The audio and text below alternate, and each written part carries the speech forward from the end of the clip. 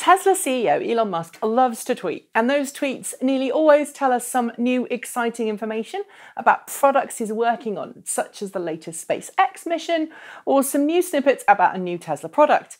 Friday last week, he did just that, letting us know a slew of new things about the upcoming Tesla Model 3, ranging from battery pack limitations through to user interface, launch specs, and more. Let's check all that out now, shall we?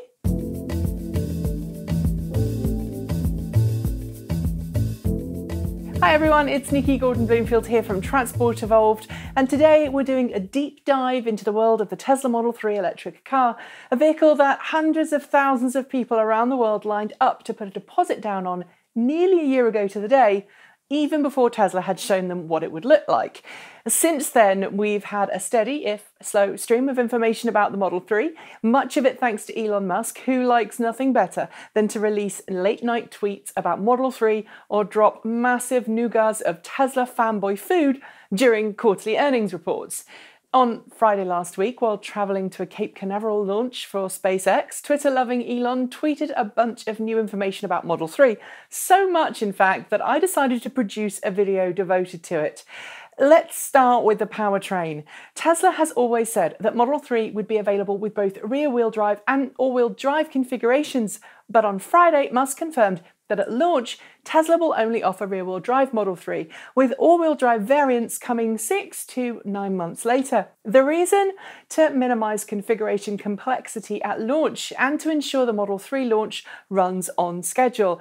It's the same as Tesla did with Model S, with Model 3 all-wheel drive following on after rear-wheel drive Model 3 and the high-performance range-topping Model 3 performance variant coming sometime after all-wheel drive in summer 2018. Talking of wheels and drivetrains, Elon Musk also confirmed on Friday that physical size of the Model 3, which he called a smaller, more affordable version of Model S with less range and power and fewer features, means that Model 3 can currently accommodate battery capacities of up to 75 kilowatt hours based on current cell chemistries. That means, for now at least, there's no 100 kilowatt hour version of Model 3 in the pipeline, but I should note that Tesla has been improving the energy density, that's how much energy it can store for a given volume, of its battery packs by between 5 and 10% every year. So if we wait long enough, we should see a 100 kilowatt hour Tesla Model 3 battery pack in about 3 to 5 years' time. On the subject of battery pack sizes though, don't think that Model 3 is trying to cut back on range. With the entry-level Model 3 expected to have a 50 or 60 kilowatt hour battery pack, Musk has confirmed that that range per charge will exceed that of the Chevy Bolt EV, which has a 60 kilowatt hour battery pack. How? Well, that's not known right now, but it's worth mentioning here that Tesla has never had to focus purely on efficiency before. This time though, it looks like Model 3 may be required to focus on efficiency in order for Tesla to beat the competition. The next big thing we learned at the weekend is that despite what we'd all assumed for the past year, the Model 3 won't be launching with a heads-up display. We'd all assumed it would because the Model 3 prototype Tesla showcased back in March last year just used a single centrally mounted 15-inch center console rather than the traditional dual or triple screen setup in most cars. And that means that the driver has to look to their right to see any information about the car. In defending that decision on Friday, Musk noted that the more autonomous the car is, the less dash you need, asking one Twitter user how often they looked at the instrument panel when they were being driven in a taxi. This not only means that Tesla is hoping Model 3 will be the first car designed with full autonomy in mind from the start, but perhaps also hints that we're going to see a higher level of autonomy at Model 3 launch than previously thought. And to those who moan about the lack of centre console, well, you've clearly never driven a Morris Minor or a Classic Mini, both of which have their speedometers slap bang in the centre of the dash. I've owned 2 Morris Minors in my time, and looking to the middle to see the speed was never a big deal. In fact, it helped with nighttime driving because it cut down glare from the instrument cluster. But when it comes to the Model 3 steering wheel, however, Musk seems to have something up his sleeve that he's not telling us, deciding instead to tell Twitter followers, wait until you see the real steering controls and system for the 3, adding, it feels like a spaceship.